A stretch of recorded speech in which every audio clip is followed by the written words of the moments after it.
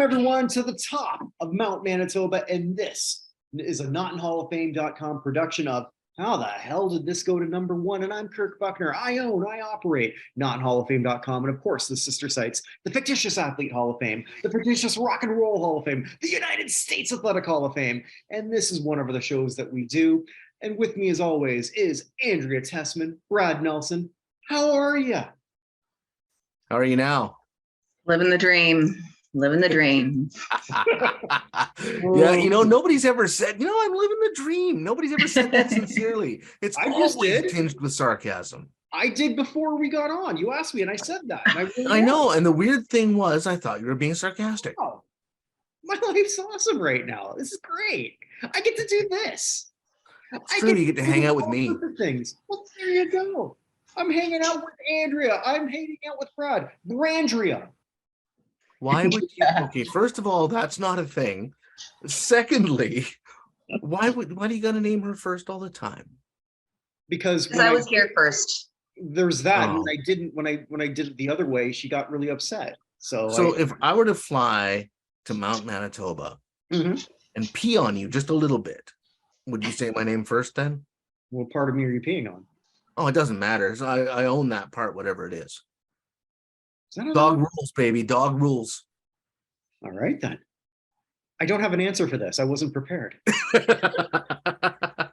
I'm prepared for a lot of things. Canine urination is not one of them. No, it's improv. It's yes and. But I did. Yes and. I went to an improv show once. That was the biggest mistake in my life. Fucking unfunny motherfuckers. Anyway, Andrea, you picked Wild Thing, and this is not exactly a song. This has been a pattern where we think we have to question why. I think we all know why. The song's pretty goddamn awesome. Is that why you picked it? I picked it because it's unique. It's a bit odd for the time. I didn't realize it was 66. I thought it was mid 70s, to be honest. Really?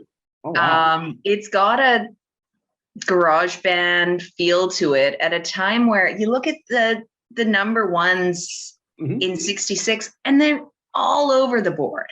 Right. Like a lot of crooners. Music was changing so fast, and taste in music was changing. So yeah, as you said, there's crooners, there's Beatles, there's the Troggs. I found it interesting. So yeah, and it's a pretty great song. It's one of those, you either love it or hate it. So Brad, you love it or hate it? I love it, of course. I know a few people who hate it because they just find it boring.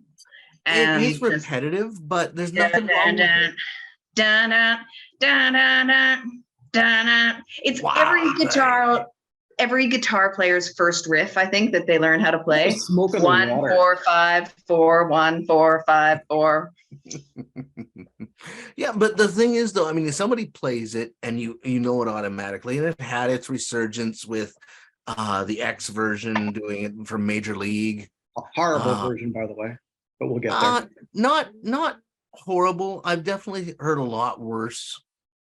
Or then there's Jimi Hendrix just destroying a beautiful instrument at the end of it. Oh, that's great. Burned his guitar. So let's get to this group. How do we get here? Originally, the troglodytes, which is here's where I got something wrong, Andrea, because you got your decade wrong. I got my country wrong. You thought they were American. Absolutely. Well, and that it was the time of American bands pretending to have a British accent and British bands pretending to be American. And it was originally recorded by the Wild Ones, which was an American band. Who sucks. And written by an American, who is also Angelina Jolie's uncle. Yeah, that was weird. But yeah, so it was originally a shitty version, was recorded by an American band. Well, not a shitty version, the original version. Which was a shitty version. Which is shitty. I mean, yes, I guess we were both right.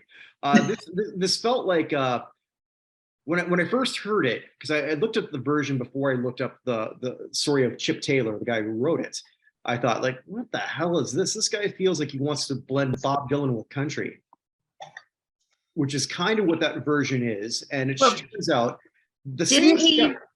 Go ahead. He wrote Angel of the Morning, right? That's what I was just gonna say. So the same guy who wrote Wild Thing, one of the great proto-punk songs ever, wrote Angel in the Morning. Now, I'm not shitting on that song. I actually like that song a lot. I like that you touched on the term proto-punk, because I was going to say that's like the best term for it. Yeah, because exactly, this was one of the forefathers of punk. I mean, it really was, with the raspy or growly vocals. You've got the big, like, overblown distortion on the guitars. You've got that thumping, driving drum kit running in behind everybody else. It was, and even, what was it? Got it in my notes here. Iggy Pop, the Buzzcocks, and the Ramones have all credited the Troggs for influencing their sound. But even more than that, there's a ton. Without a doubt. Bands. But you look at who got, maybe inspired by the Ramones, who were inspired by, the Troggs, and these guys were front and center saying, no, the Troggs were a major influence on our sound. But just the song, realistically, because did the two of you sort of spend time listening to the rest of their discography? Yeah. Okay. Some of it. Now, I don't know how you felt about it. This is just sort of like my take on that. And before I do that, in case you wondered why I sort of like departed, I was trying to chase my dog who had a squeaky toy, who's now calm again. But you can follow him on Jasper _ the friendly corgi on Instagram. Go Jasper. Absolutely. And that didn't work. But anyway, c'est la vie, as the French would say. When I'm listening to the rest of the Troggs discography, especially the stuff right around this time, I hear a band that doesn't quite know what they are. They're trying to go in the pop sound. They're trying to do the psychedelic sound. Now, they were successful with multi-hits in Britain. Over here, no. No, but we still recognize those songs. Few, but not many. Really? Yeah. What was it? Girl Like You was It was probably their most popular in England, but not really here. Love Is All Around. I did not, actually, the first time I ever heard that was on Love Actually. Yeah. That was the first time you heard it? And definitely not the first time I've heard it, but he made a shit ton of money for that, because it's been covered by a bunch of people and it's been used in a bunch of movies, including Love Actually, where they butcher it into a running gag of Christmas Is All Around, sung by Bill Nye. Which is not the science guy. Not the science guy, correct. The British actor. But it's probably my favorite story arc of that whole movie, which is one of my favorite Christmas movies. We're talking about Bill Nye, the tentacle guy, not Bill Nye, the science guy. Yes. Yeah. Bill Nye, the excellent comedic actor and star of many mockumentaries. Yes, Simon Pegg's stepdad. Simon Pegg's stepdad in Shaun of the Dead. Also fine in a very underappreciated film, Strange Fruit, where it's a rock band getting back together. Oh. Yes. Oh, have you not seen that? That is an excellent one. I haven't seen that one. Oh, it's good. Okay, gonna have to check that out. So, Wild Thing by the Troggs, pretty important song, because like you were saying there, Andrea, Jimi Hendrix covered it. Susie Sue changed the lyrics. She covered it. X, the band, covered it for Major League, which, again, for its time, great movie. Sam Kinison covered it. The great loud yelly comic. The Divinals covered it. Can you do him? Because I know you do Godfrey. That I don't think. Ow! Yeah, but I don't think it's a big. Oh, that was your Kinison. Oh, okay, sorry. Yeah. Okay. I was thinking there might be more. But. No, there's not. That's all I got. I'd say the most important cover is the one that I failed to send to you and Kirk sent to us. The Muppets. Animal. Mm-hmm. Which I noticed was desexualized, because he could just do Wild Thing, but he couldn't say I think I love you. I think I love you. Didn't he say at one point, I think I love me? You might have. Yeah, I've don't been know. single for a bit. I know where he's coming from. I'm having a lot of menage a moi, are we? No, tensomes. Mother thumb and the four helpers. Yep. Yes. And it Hmm. was also covered at the Wildlife Rocks benefit concert with Brian May leading them. The Troggs were in behind and Carrie Ellis on vocals. Really? I hadn't seen Yes. that one. That'd be Yeah, interesting. check it out. They've got their warm up for it. Who's on YouTube. vocals? Carrie Ellis. Oh, I thought you said Carrie Elways, like the guy from Princess Bride. As you wish. Wild thing, I think I love you, but I'm not sure really. Farm boy, fetch me a wild thing.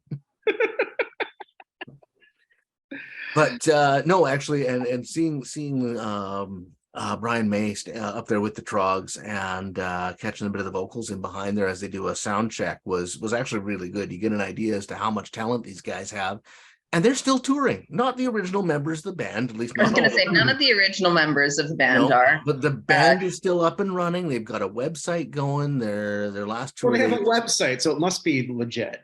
Yeah. Yeah, no, they toured a couple of years ago.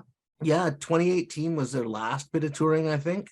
I find this year super fascinating when you have a song like this. This was, I believe, a year after a similar type song, Louie Louie by the Kingsmen, that did not go #1. I think we danced around that once before. But the music of the mid-'60s was splintering off in ways that nobody in 1962 could possibly have imagined. Yeah, there was a huge evolution of music. I mean, the crooners died. The distortion started coming to the front. The guitar, the loud, heavy guitar up at the front there really started to take the stage. And But it kind of diverged into the loud, heavy guitar and the grunge rock band, not grunge, but like the rock, the rock band but then garage rock thing going versus full blues. pop thing. The Beatles, then there's the Beatles going psychedelia. Motown's never been better. It's about to hit like a 4-year a 4-year peak. Yeah, absolutely. Then pop is diverging off into the beginnings of disco. The day that pop died. Bob Dylan and folk rock is still huge. Yeah, folk rock is seeing its like a big resurgence. I mean, like, this is an incredible time to just be a musical explorer. We're a year away from, I think, when the Velvet Underground first started. Look at this time frame. And then again, we're only 5 years away from the Singing Nun, throwback to one of our earlier shows, going #1. Wait, are you a knight that says something? And the night that says, "Nee, I want you to bring us a shrubbery." It's never too late in the day for some Python. What? We could go Give it off the up rails on with some us. Python. You want to do the parrot sketch? You want to do the parrot sketch for We're Kirk? not doing a goddamn fucking Monty Python sketch and a bunch of other British hokey shit that I don't That understand. parrot is an unparrot. Bereft of life, it rests in peace. He was alive when you bought him. You know, the amazing thing is right now, and I've said this before, I'll say this again. There are some nerds right now in their basement looking at Andrea saying, "See, Mom? There are some girls who like this stuff." Yeah, there's one, and she's over there. I know lots of girls who like Monty Python. I know one. I'm not even a huge fan of it myself. Oh, as I was digging on this one, Kirk, Yeah. I figured this would be right up your alley. There's 2 professional wrestlers who use this as their entry music. I know one. Okay, which one do you know? Wait a minute, I bet you I know them both. All right, so it's John Moxley, who just lost the AEW championship, and he got that idea from Atsushi Onita. Yes, those are the 2. There you go. I figured you'd have it. Yes, I know neither of those people. Neither do I. But as I was reading up on the song itself, that came up, and I'm like, if anybody's going to know about half naked men holding each other for extended periods of time while covered in baby oil, it's going to be Kirk. To be fair, neither of them use baby oil. To be fair. Fuck is this? Jeez. Letterkenny, watch it. No, I've seen Love it. I did hate the X version, not because of that song itself. I actually only learned a year ago that was X, because that does not sound like the X from like the Los Angeles album that I played over and over and over in 1980. Well, not in 1980, but from 1980. That does not. Well, it's just like what Spirit in the Sky. Doctor and the Medics did a better job than Norman Greenbaum, I thought. Mhm. And on top of that, Evil Walks did a better version than Doctor and the Medics. So it all depends on your own preference. Yeah, but I'm the one who's right. Though this is your show, so we have to pretend that you're right.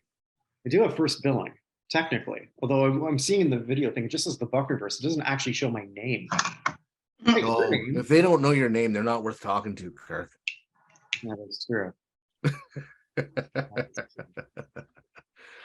So what do you think this song gave more birth to? Like, what was the like, if I sort of view this as the next step from Louie Louie, what was the next song that sort of, you think, this song that was spawned from this? I honestly have to say it was the punk movement.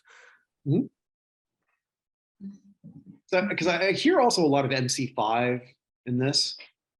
Become a lot of it, like you said, Iggy Pop and the Stooges, just and made it even raw. I mean, I believe, wasn't their first album called Raw Power? I think I could be wrong. Yeah, and the Ramones. I mean, you can tell. I mean, it's that staccato way of singing that that really was. I mean, punk was, in the mic and yelling and angry and protesting the system and the whole nine yards. Wild Thing didn't do any of that, but you can see where the foundation started. Not all punk is necessarily like that, but I mean, there is a lot of anger in this, or angst. Angst, yes. There's no anger. Well, no, I mean, in some of the stuff later, but the way they play the instruments, it's like they're angry, doesn't it? Yeah, but the lyrics have nothing to do with any kind of anger. No, this is lust. This entire song is lust. It's sexual innuendo, which is probably part of the reason why it did do so well, because it's a song talking about love that entirely means sex. Yes. It's saying anything. You can't pick that apart in a lyric sheet at all. Yeah, exactly. There's nothing overtly sexual. But you listen to the way he sings, and just all of the delivery, growls a little bit. Mm-hmm. It's all about sex. Wild Thing, I think I love you, but I gotta know for sure. What does he have to know for sure, you think? Gotta see the boobs. That's what I got out of it, at least. I was sort of like, well, I think if I got to know for sure, it's like, I got to know for sure that you're actually going to put out tonight. I think we got some Paradise by the Dashboard Lights vibes going on. Another throwback, kind of. But it's the same sort of like, I love you. Yeah. Mop the brow. I'll tell you I love you to get in your pants. Yeah, isn't that how you do it? A couple times. Did you say it worked on you? Oh, it worked for me. Oh. I don't think it worked on me. But it probably would have. But like, I think, hey, Kirk, want to get in my pants would have worked on you. You had me at hey, Kirk. Wait, she's talking to me? Yeah, exactly. Yeah, because I did so well as a teenager. But anyway. Mom, look at me now. Hey, you're married to a beautiful woman. I know. All right, well. With a beautiful woman. I don't think we'll ever do Dr. Hook. Oh, if we did, it would have to be the cover of the Rolling Stone. Right, but they never went number one, I don't think. Oh, no, it probably didn't. I don't think it did, because I'm pretty sure I looked for that. Oh. It is a great song. I don't think he ever went number one. Don't believe they did. But when we changed this to how the hell was this whatever we're talking That was about. just a hit. That's after. Yeah. That's after the end of series disco extravaganza, where we look at all the hits from Saturday Night Fever. My favorite. Brad, don't worry. Once we go to How the Hell Was This a Hit, we're going to find every musical that made it to the top 20. After having to Starting wade through the with swamps of Chess. disco. We're doing some One some night in Murray Head. Bangkok. That's Murray okay. Head. Bangkok, Oriental City. City don't know what the city has got. The creme de the creme of the chess world in a show with everything but Yul Brynner. I know the whole song. I'm not gonna. I know the whole musical pretty much. So. Yes. The brother. So we're gonna have to get a Patreon where you go through the lyrics by rote and just go through it there and take care of that. And that's how you can pay your mortgage. We do have a That would work. Yeah. You have a Patreon? You need to advertise your Patreon. Yeah, it generates a whole lot right now. Anyway, maybe if I You put need to advertise it more. I should sell my used socks. Mm. Yeah. What did you use? I'm them sure there's for? a market for that. There's got to be somebody looking. I mean, for there's a those. market for feet. Yeah. No, well, maybe use them for something else. Oh well, I mean, by special request, I suppose I could use it as a spanky. Can we move off the topic of Brad's crusty socks, please? We could. We could. Do you want to know? Do we have any more? Are we going to? Anything else about the Troggs? Great name, great song, great band. Well, not a great band. A good band who had one great hit that was I don't know if life-changing, that's maybe a little bit too big, but well, no, maybe it isn't. I'm sure it was for a lot of young musicians. Can you imagine the royalties that were coming through for these guys? But they didn't write it. They didn't write They it. didn't write The it. royalties they got were for other things. What's his name? Presley, the lead singer. That'd be Reg Presley. Reg Presley. I was thinking Rod for some reason. Got a shit ton of royalties for the stuff he wrote. They didn't write Wild Thing. So But would they not have gotten performance credits or performance royalties for the amount of times that it's been If featured they're in movies doing and that song, stuff? yes. But I mean, if it's being Their covered by version of someone it. else, Yeah. But I mean, it's been covered by 8 million other people. Mhm. So most Plus- versions of it that are on anywhere are not actually them. Mm. Okay. Well, do you want to know what we got next week? Yeah, what have you got lined up for us? What I can smell it from here. It smells kind of funky. Wow. This is something. I mean, Brad, this is actually for you. For me. For you. Oh, is because it disco? Can we do some disco? It's not disco. Oh, It's I thought 1990. you're being sarcastic. 1990. 1990. No, it's not. No, this is for you because I know how much you like twins with long, blonde, beautiful hair. Oh, are we doing extreme? No, Oh, okay. I wouldn't do that to you. We're doing Nelson? Nelson. Oh, we're doing Nelson. Oh, it's your last name, Brad. Yay! I can't live without your love and affection. Yes, we are looking at, I believe I could be wrong here, but I'm pretty sure they are the first people who ever were the sons of somebody who went #1, Ricky Nelson. Oh. Yeah. I wonder where they got the name for the band. There's been other people who are children of stars who have done #1, But for this like particular- Wilson Phillips. But this particular, yeah, not sons of someone, not just the only. Oh, well, but the Mamas and the Papas never went #1, did they? Or did California Dreamin' go #1? Oh, I don't know if it did or not, but if it Maybe they we should didn't. have touched on it. Yeah, because like that's what I read once, but I might have read Sun. Hmm. I don't know. I gotta- Of course, I'm then Googling. you're still doing with the yeah, okay. But then it doesn't matter because Brian Wilson went #1 with the Beach Boys many times. So Yeah. okay. All right, so I guess father, son. There we go. I got that part right. Either way, that's what we've got. We've got So, Tell them the name of the song. I can't live without your love and affection. Okay. Or it might be just love and affection. I don't know. I was sort of I think hoping it's Love and Affection. whatever, it's shit. But that's what we're doing. How the hell did it go #1, Kirk? Well, we're going to talk about that. Let's talk about it.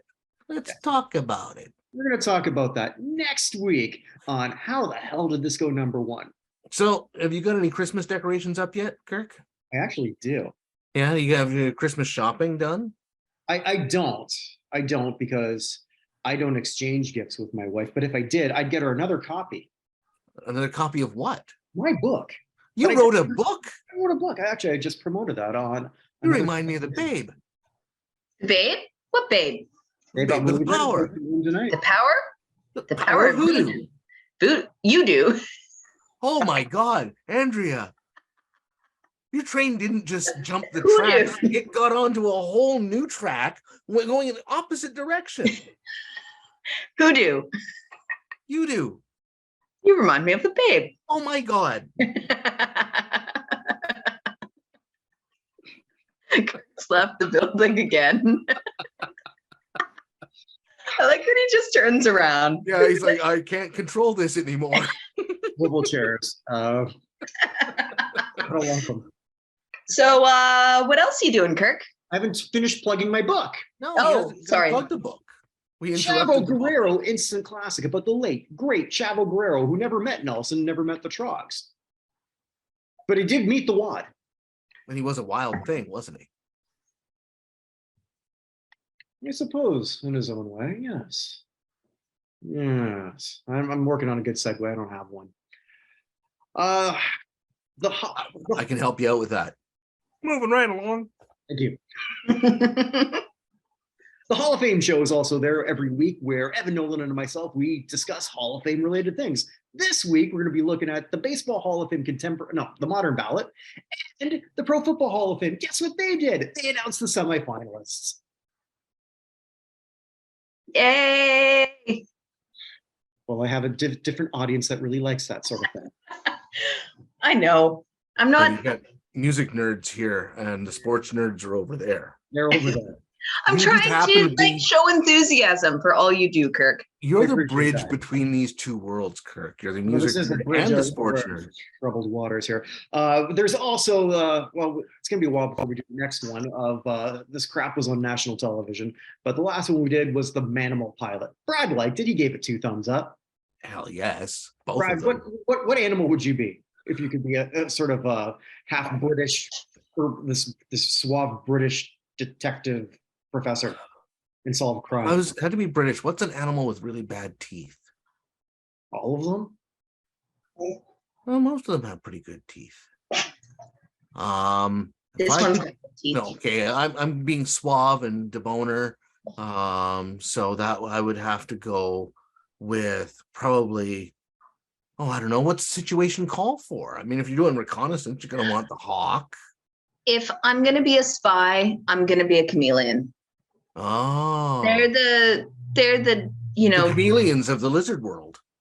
they're the James Bond spy. Well, they've got all the like bells and whistles.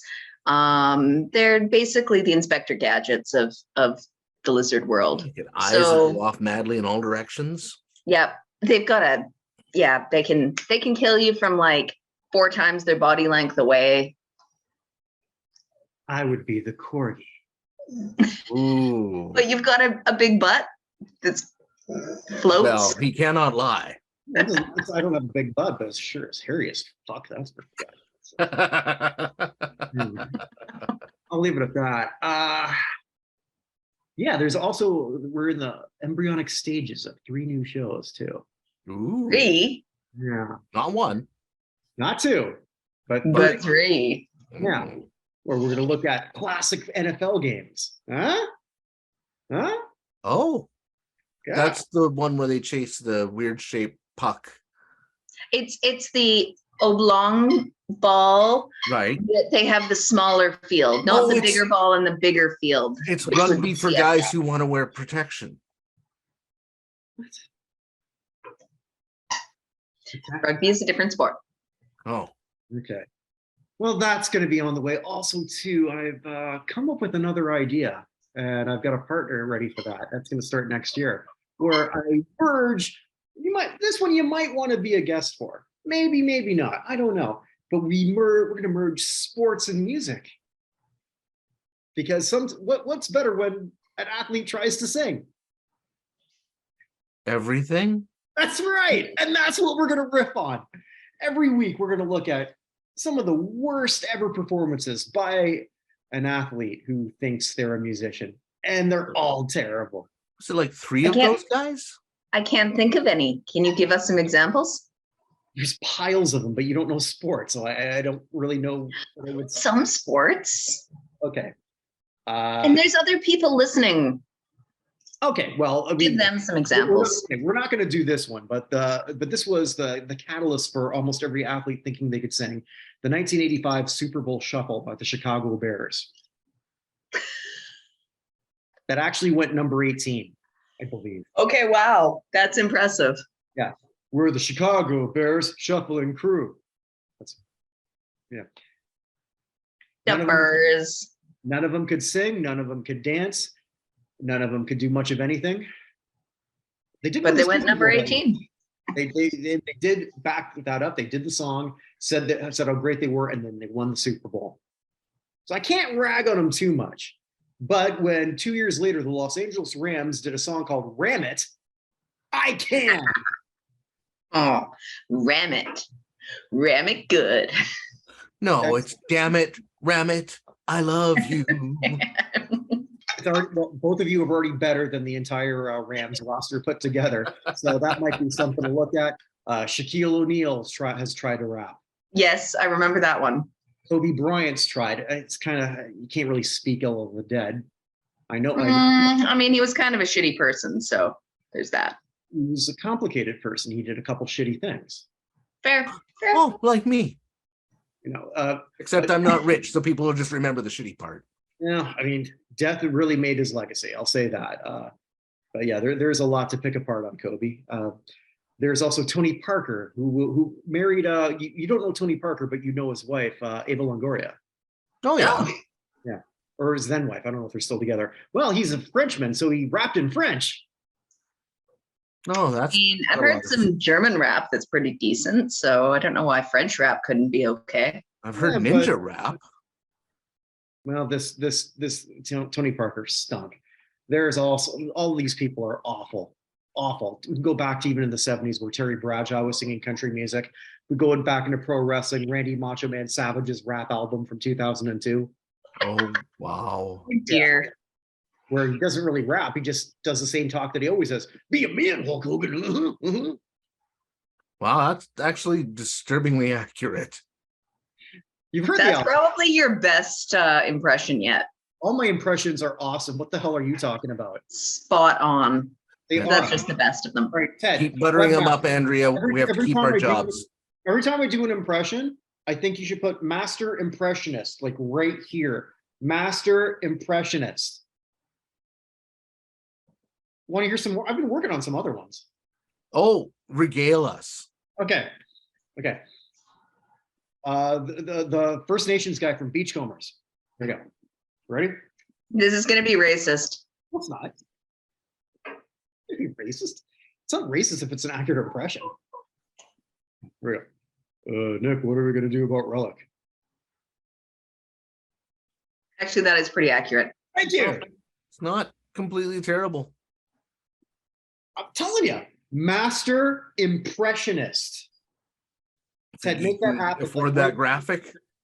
Yeah, we need a graphic. I mean, we got that wicked intro with Brad doing this on every episode, so that's fantastic. Apparently, that's my tagline. Moving right along. Well, that's important because that's a good segue. It is. Yeah, it just transitions from anything to anything. It's the way we come off the rails and find ourselves back off the train track. Yeah, I mean, we Thomas the worked with Tank. Monty Python. We could start subbing in some, and now for something completely different. That one I know. Thomas the Tank Engine had Ringo Starr as the conductor, and we've got Kermit. And on that note, wherever all of you are, wherever you may be, stay safe, everyone. And thank you on behalf of everyone in the Buchnerverse. Hi. Good night.